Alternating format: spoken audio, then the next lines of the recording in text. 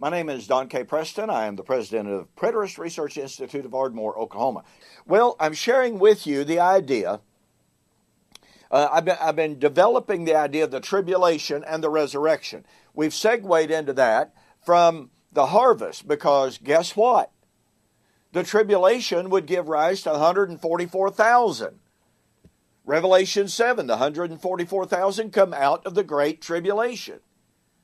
So, this 144,000, who are the first fruits of those redeemed to God from man, Revelation 14:14, they are the ones to experience the Great Tribulation. But what are they? First fruits. First fruits of what? First fruits of the harvest.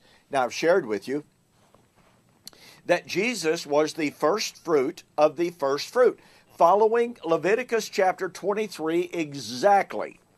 You know, in Israel's harvest time, Israel's festal calendar, you had the first fruit of the first fruit. That was barley. That was followed by the first fruit, which was wheat.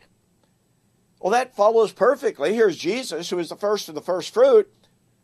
And then guess what? On the day of Pentecost, 50 days later, you have the first fruit. See, it's beautiful. Absolutely beautiful. Oh, but wait. And after 4 months, then comes the harvest. The Feast of Harvest is the Feast of Sukkot, otherwise known as the Feast of Booths, Feast of Ingathering, Feast of Harvest. Now, I suggested that the harvest would take place at the end of the millennium. Remember, the 144,000 are the first generation of Jewish Christians. Do you catch the power of that? You just must. The 144,000 were the first generation of Jewish Christians. They are the first fruit of those redeemed to God from man. Revelation 14, verse 4. What are they waiting on? Revelation 14, they're waiting for the harvest. Revelation 14, the harvest is at the time of the judgment of Babylon. Who is Babylon? The city where the Lord was slain. Now watch in Matthew chapter 24. In Matthew chapter 24, we have Jesus predicting the ingathering at his coming, which is Revelation 14. We have Jesus predicting his coming and the ingathering, the sending forth of the angels to gather together the elect. Well, that's Matthew chapter 13, the time of the harvest at the end of the age. Beautiful harmony. So Matthew chapter 13, harvest at the end of the age.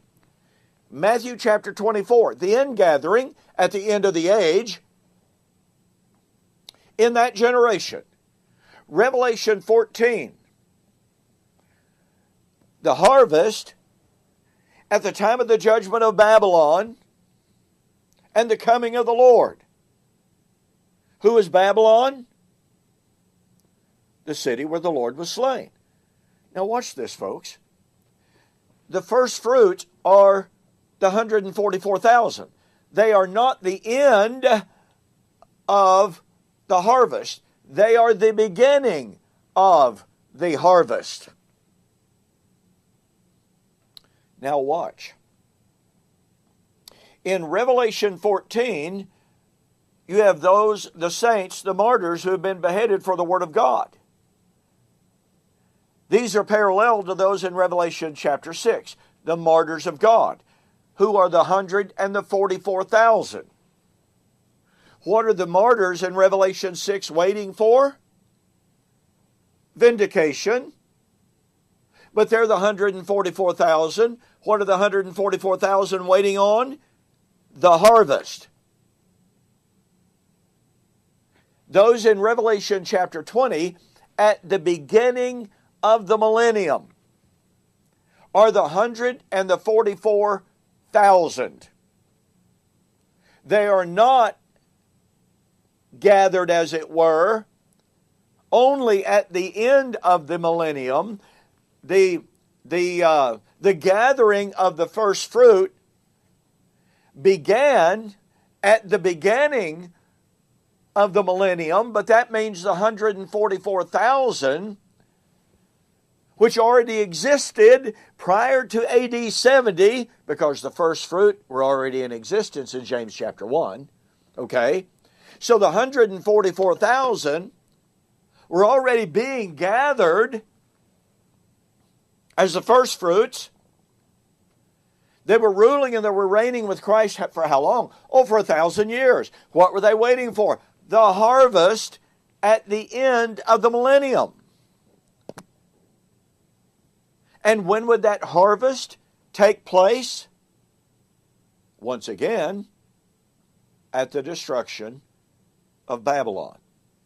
Folks, if the 144,000 are representative of those in Revelation chapter 20, then point number one, the first fruits were being gathered prior to AD 70. Some people are saying, well, the millennium began in AD 70. Well, not if those in Revelation chapter 20 were the first fruit, because the first fruits were in existence as early as AD 50.